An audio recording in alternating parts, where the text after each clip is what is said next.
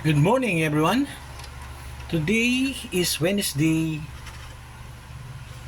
February 25, Freedom Day. Ang tatalakayin natin ngayon ay ang tungkol kay Noah. Ang sabi, ito ang kasaysayan ni Noah. Matuwid at mabuting tao si Noah noong kanyang kapanahunan. Namuhay siya ayon sa kalooban ng Diyos.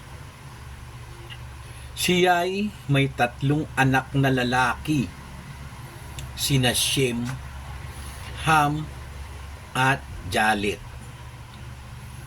Malibang kay Noah, masasama ang lahat ng tao sa paningin ng Diyos. At laganap ang karahasan sa lahat ng dako. Ito ang kalagayang nakita ng Diyos sa buong daigdig. Namumuhay sa kasamaan ang lahat ng tao. Yun ang tanong. Bakit? Kung kailan dumami ang tao, nagiging masama sa paningin ng Diyos. Di ba ang ano nga sa piniliwanag ko sa inyo? Kapag ang population ng isang lugar dumadami, di ba? Mas malamang nadadami ang krimen o masasamang gawain ng tao. Bakit? Kasi maraming pwedeng gumawa ng kasamaan. Di ba? Isipin nyo, halimbawa ang tao 2 lang. Oh. Eh di syempre, maaring 2 lang silang gumawa ng masama, parang si Adan at Eva. O isa lang, para si Eva lang, tinukso lang si Adan. Di ba ganun? Eh pag dumami na, halimbawa, ilang generations na nakaraan halimbawa, mga 10 generations na. O yung tao dumami na, naging palagay mo ng 200,000. Sa 200,000 na yun, posible dun, yung kalahati, magiging masama. Pero ang nangyari iba eh. Siguro mga 75 to 80% yung naging masama na nung panahon ni Noah. Karamihan na nga eh, di ba? Kasi nga siyempre, halimbawa, marami na. Oh, siyempre, sa pagkain na lang. Di ba? Kung yung taniman nila limited lang sa isang lugar, eh dumami sila, ano mangyayari? Di ba? Kokonti yung magiging bahagi ng pagkain sa isa't isa. Kasi nga, yung tanimang konti lang. Di ba? O, kagaya ngayon, ilan ba populasyon ngayon? Di ba? 13 billion. O, ngayon, nagsisiksikan pa yung mga tao sa yung kalupaan, yung kapatagan, di ba? Kasi mas magandang mamuhay diyan kaysa doon sa bundok. 'Di ba? Oh, ngayon nagkakaroon ng maraming subdivision. 'Di ba? O kaya yung mga pabrika ganyan, 'di ba? Dumiliit yung area na pwedeng pagtamnan. 'Di ba? Ngayon, yung production ng pagkain kumukonti. Ano mangyayari? Magmamahal ang bilihin o kaya mag-i-import, di ba? Oh, tas nagkaroon pa ng korupsyon, di ba? Kaya yung mga tao lalo naghihirap. Ganon din doon panahon ni Noah. Kasi nga dumami na yung tao eh. Hindi lang sa korupsyon o hindi lang sa krimen, maging sa sa kalaswaan daw. Sabi Yahweh, di ba? Yung nagpapalit na nga ng asawa, yung mga ganun, yung merong pumapatol sa bakla, yung mga ganun, yung malaswa nga yun di ba? Kaya nga nagalit si Yahweh, yung mga ganun, di ba? Oh. Kaya ganun ang istorya nun. Na pag dumadami ang tao, malamang dumadami rin yung masama. Di ba? Oh, tingnan mo magmula kay Ebat Adan hanggang kay Noah. Di ba sinusubaybayan naman talaga ng Diyos yan? Di ba? Nagpapakita pa nga ang Diyos Di ba? Pero siguro, mas madalas nung kapanahonan ni Enoch. Nagtataka nga ako bakit si Enoch kinuha ng Diyos. Di sabihin, si Enoch hindi namatay. Di ba dapat sabing ganun ng Diyos di ba lahat mamamatay? Pero si Enoch hindi kinuha di ba? Yun ang nag-iisip ako, ba't ganun Pero okay lang yun, takipin na natin yun na mabuting tao si Enoch, kinuha siya ng Diyos. Ngayon, basahin natin kung si Noah kukunin din ng Diyos at hindi mamamatay. Yan ang titingnan natin ngayon. Ito na. Pinagawa ng malaking barko si Noah. Ayan na. Iyan na yung sinabi kanina na magwawakas yung yung paghihirap, di ba, ng tao Dito na yun Ito na. Sinabi ng Diyos kay Noah, napagpasyahan ko na lipulin ang lahat ng tao sa daigdig. Yan, isa pang yan di ba? Yung kasi sabagay siya may gawa ng tao, di ba? Siya rin ang may karapatang bawiin yung paggawa sa kanila, di ba? Di ba? Kaya malamang nito yung pamilya lang ni Noah matitira dito di ba? Para mag-uumpisa uli sa umpisa to Kaya nga lilipulin lahat Ganun yan Sige, tuloy natin.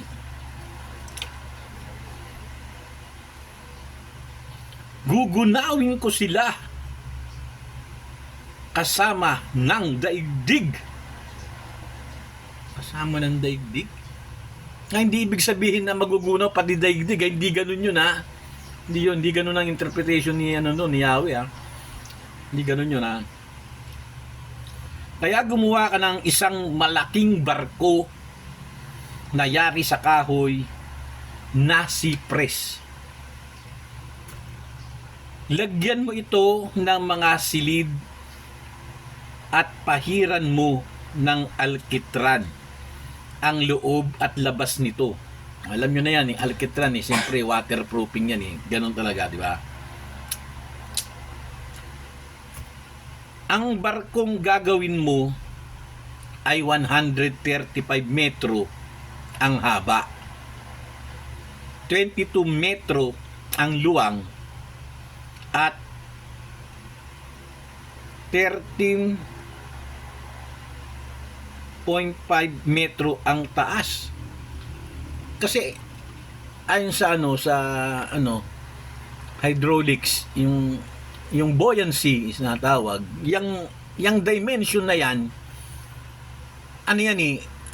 parang proportional doon sa mga alon pag bumagyo ng malakas o bumaha. Siyempre pag bumaha natural, di ba, may bagyo yan, siyempre malakas sa alon yan.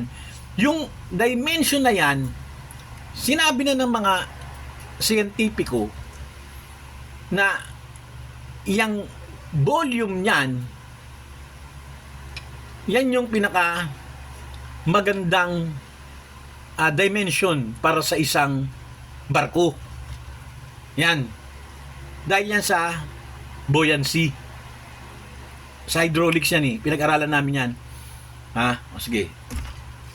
Ngayon,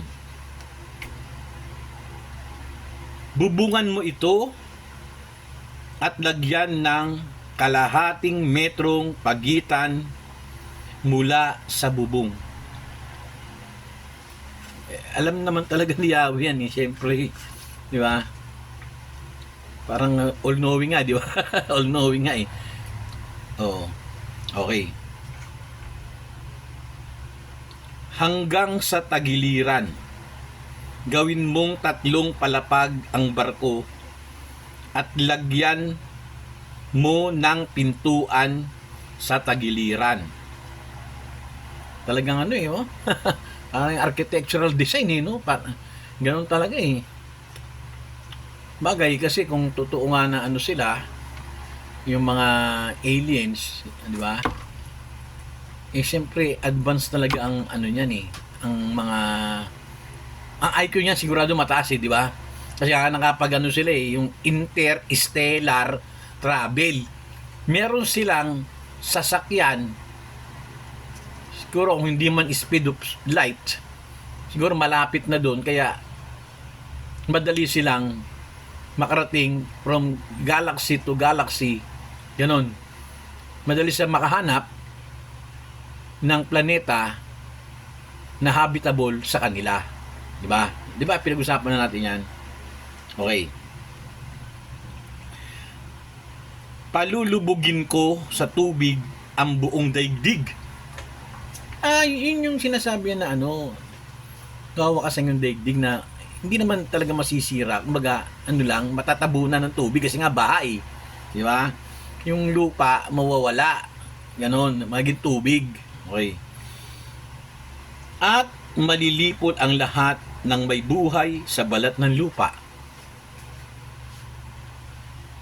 Malilipol lahat. E paano yung mga isda? Di ba? Pwede plants. Animals. Animals, isda, animals din yun eh. Di ba? Parang questionable, di ba? O sige, basta tanggapin na natin. Ngunit ako'y gagawa ng kasunduan natin. O, meron silang ano, siyempre, agreement, parang gano'n, kasunduan. Isama mo ang iyong asawa at mga anak na lalaki, pati mga asawa nila, at pumasok kayo sa barko. Siyempre, gumawa ng barko na malaki. Papasok sila doon para maligtas sila sa baha. Siyempre. Magsakay ka ng isang lalaki at isang babae ng bawat uri ng hayop at ibon upang magpatuloy ang lahi nila. Yun. Tingnan ha. Gusto rin pala naman ni Yahweh na magpatuloy, kaya lang mag-uumpisa uli sa 2, parang kay Eva at Adan. Pero nung ginawa si Eva at Adan nun, marami ng hayop nun, marami ng halaman nun, di ba? Ngayon iba to. Ito mag-uumpisa lahat sa 2, babae at lalaking hayop, di ba? O ngayon, may tanong din ako eh, paano naman yung halaman? Di ba? Meron ba sinabing halaman? Yan, dali ah. Magsakay ka rin ng tig-iisang pares sa bawat uri ng ibon at hayop at mga gumagapang sa lupa upang magpatuloy rin ang lahi ng mga ito. Gumagapang, ahas yan. Mga pagong, yung mga ganun. Mga crocodile, mga buhaya, mga ganyan. Gumagapang. Mga, yung mga, mga centipede, yung mga ganyan. Bulate. Yan, di ba? Gumagapang. Okay? Kaya lang, paano yung mga insekto? Yung mga peste? Di ba? O nga, ano nga sa mga peste, mga insekto, mga ipis, mga ganun? Hindi ata kasali, no? Sige, kung natin pansinin yun, okay lang yun. Maglaan ka ng lahat ng uri ng pagkain para sa inyo at sa kanila. Madali lang yun, siyempre. Madali lang yun. Okay.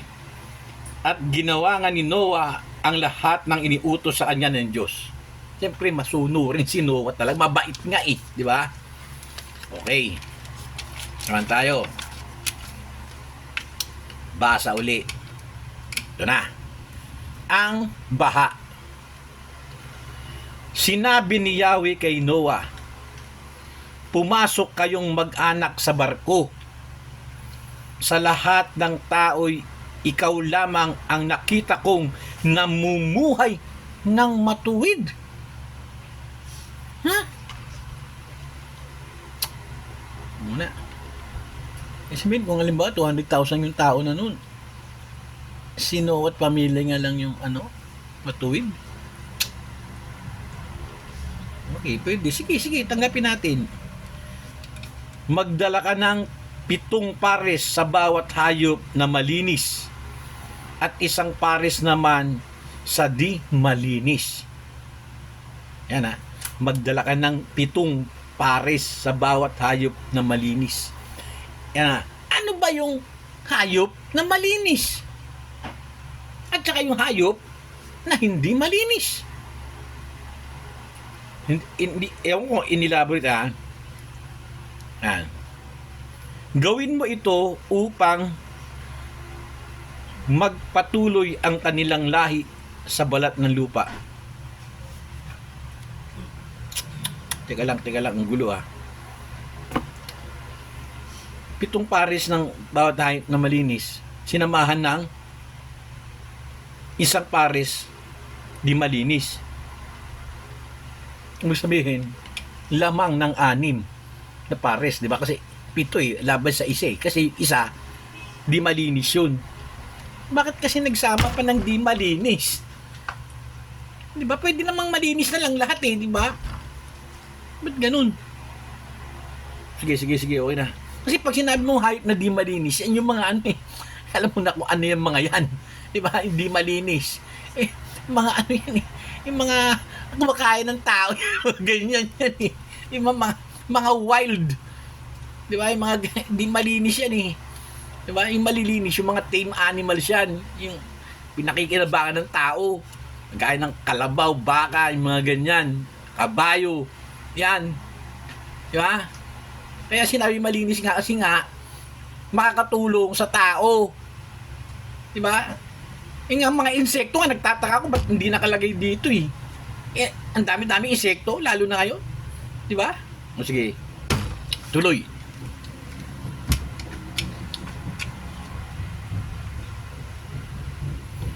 Gawin mo ito upang magpatuloy ang kanilang lahi sa balat ng lupa. Okay.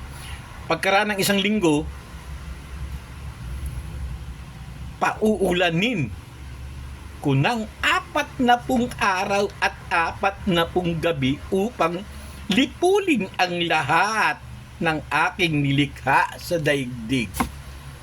Yun na. Doon na magwawakas ang paghihirap ng tao. Sabihin pala, ang ibig niya sabihin, kaya magwawakas ang paghihirap ng tao kasi kukunin nga na sila lahat. Diba? Yun Pero yung una, nung si Eva at Adan, ang sinumpa sa kanila, mamumuhay sila na sila yung magtatanim ng kakainin nila. Sila yung maghahanap din. Diba? Ganun. Ngayon, iba na. Nung talagang si Yahweh, nabuisit ng todo sa tao, yan na nga, babawiin yung buhay nila.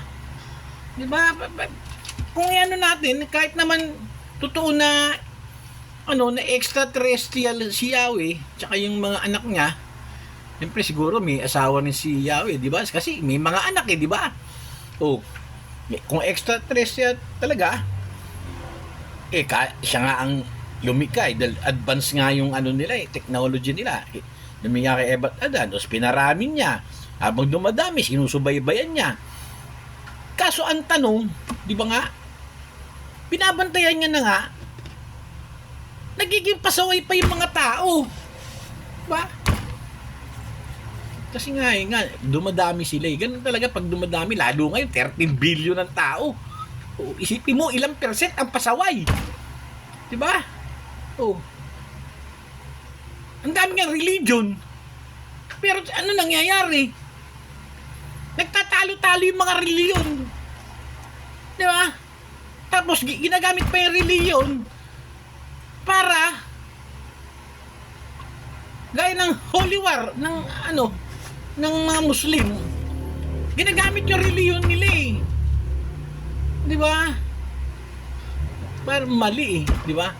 O kaya itong China, hindi naman naniniwala sa religion yan yung ng gobyerno ng China. Wala namang religion yan pero iba pa rin ang dating no? Para bang kung ikaw powerful, kaya mong manakop, di ba? Yun namang holy war sa Muslim, kasi ang nga nila, naapi sila dahil yung lupa nga ang pinaglalabanan talaga diyan, yung land of Israel di ba? Alam niyo naman yan kwento na yan yan ang matagal ng yan usapin yan di ba? Ng Christians and Muslim, di ba? Kaya nga ako naguguluhan ako sa mga reliyon, kaya nga hinihimay-himay ko nga kada reliyon kung ano yung mga turo nila, di ba? O para at least malaman ko talaga kung ano ba talaga ang halaga ng reliyon sa tao, di ba? Magparami yung reliyon para sila yung marami, ganun ba yun? Para pag marami sila, o di mas powerful na sila sa ibang religion. Ganun yun di ba? Ano ka nakakita? Muslim, pag mag-aasawa ng Kristiyano, gusto niya maging Muslim yung Kristiyano. Ganun din sa sa mga Buddhist, ganun din. Di ba? Sa Christian, ganun din di ba? Pag nagpakasal ka diyan, babae ka, Kristiyano ka, o Catholic ka, mag-aasawa ka ng Buddhist, Muslim o ano man, kailangan sumunod sa sa religion mo. Kaya yung religion nga gulo di ba? Sige, pagpatuloy natin. Okay.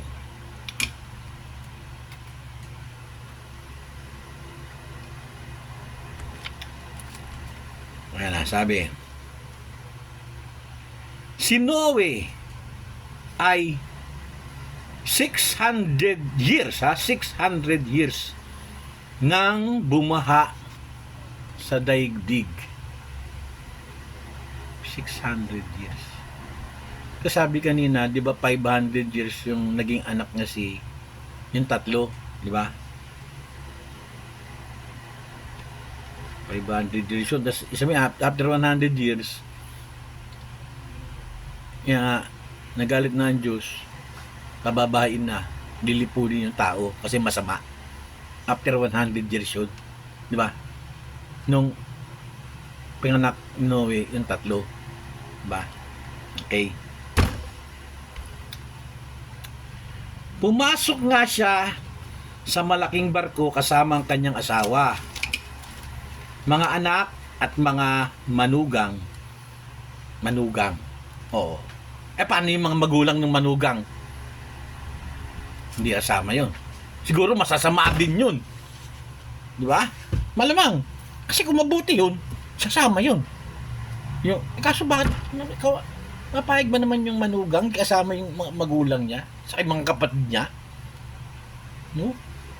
Basta yun nasabi dito, isundin natin to. Di ba? Ngayon,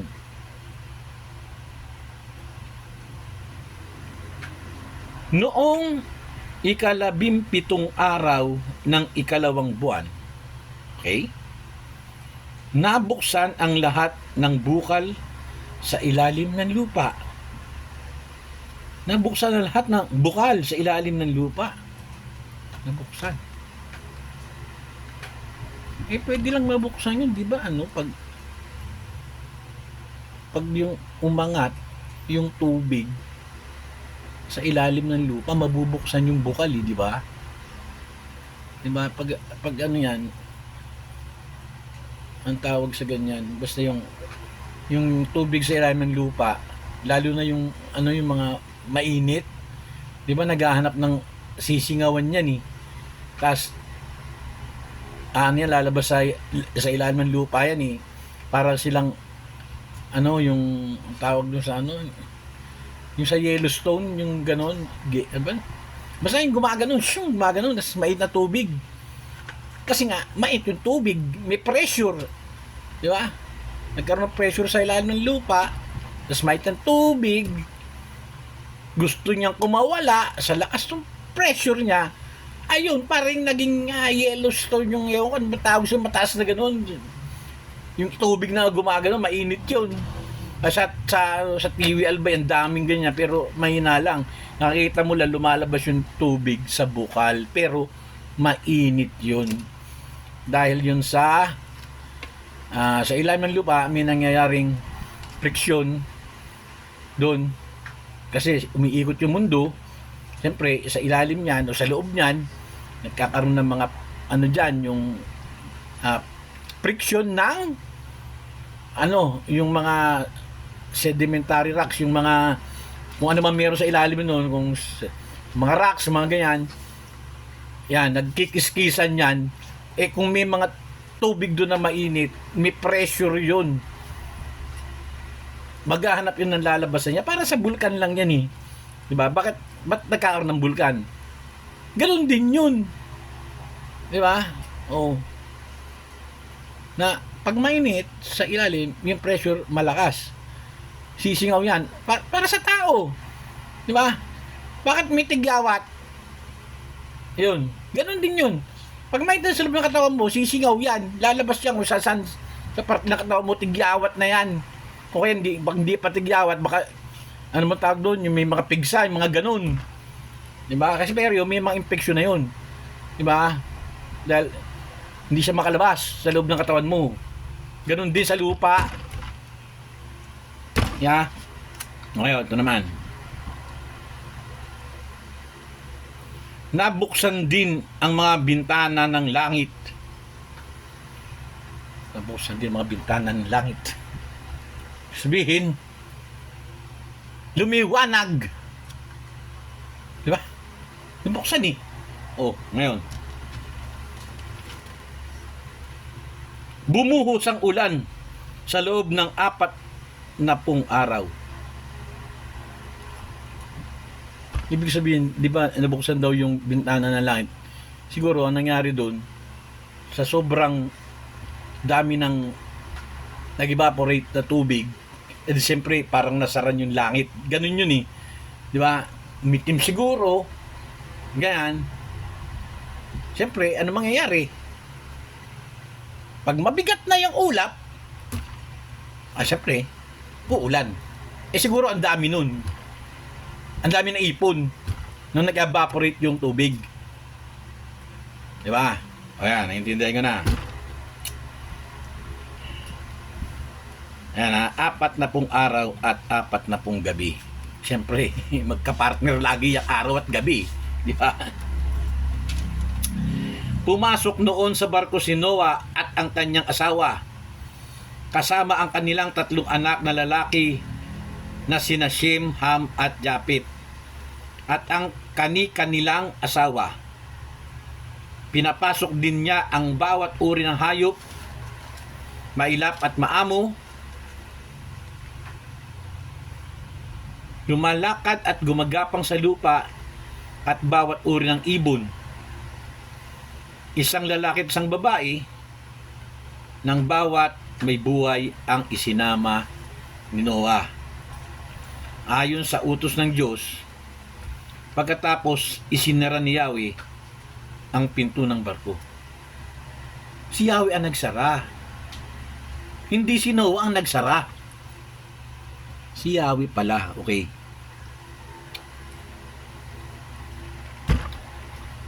Susunod. 40 araw na bumaha sa daigdig.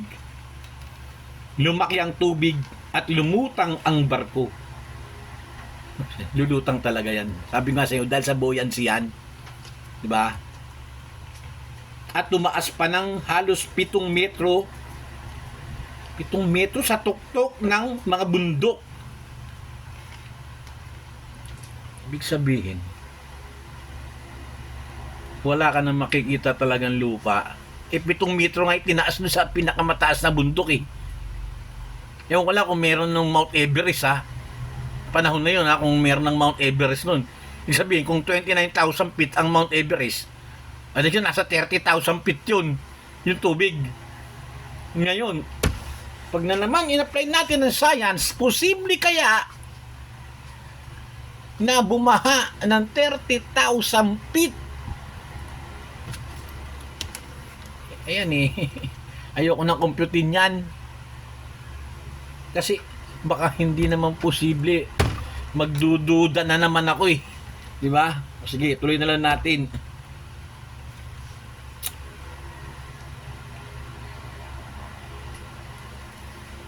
Namatay ang bawat may buhay sa lupa. Siyempre. Yan, sinasabi ko, paano naman yung mga isda? Eh, pwede naman sumisid doon sa ilalim ng lupa yung mga isda eh. Di ba? Kasama silang namatay din. Pero, ang tanong, meron bang inutos si Yahweh na mahuli ka ng isda na babae at lalaki? Parang wala eh. O, isipin, baka hindi nga kasama yung isda. Kasi yung isda, makakasurvive sa baha yun eh. Kaya hindi na sinabi ni Yahweh, kumuha ka ng magkapares na babae at lalaki isda.